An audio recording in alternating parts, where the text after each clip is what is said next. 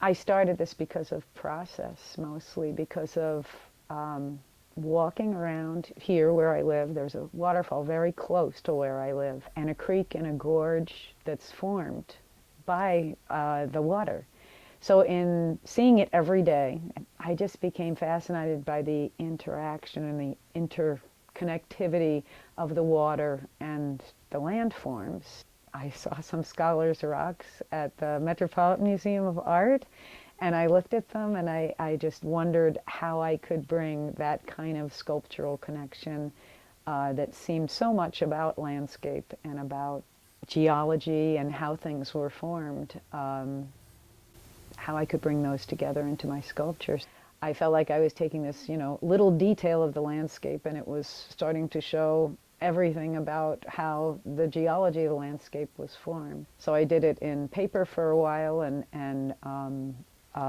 now I'm trying it with clay. And it's a process of working with it in slab-like form, rolling out very thin layers as if it's paper, and then going in and manipulating it and carving it and cutting down and building up until I get the form in the way I want it to.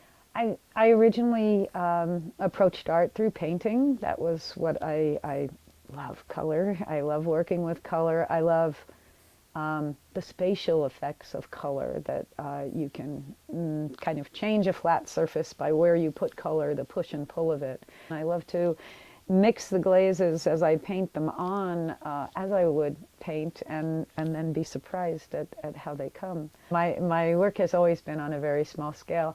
When you come in close, they seem to become much bigger, and then it's reflected in those larger geological changes that are evident in the landscape around us. When I look at rocks and I look at the marks on them and the remnants of where they came from in terms of how they'd been scored by glaciers or pushed from one area to another, they reflect time.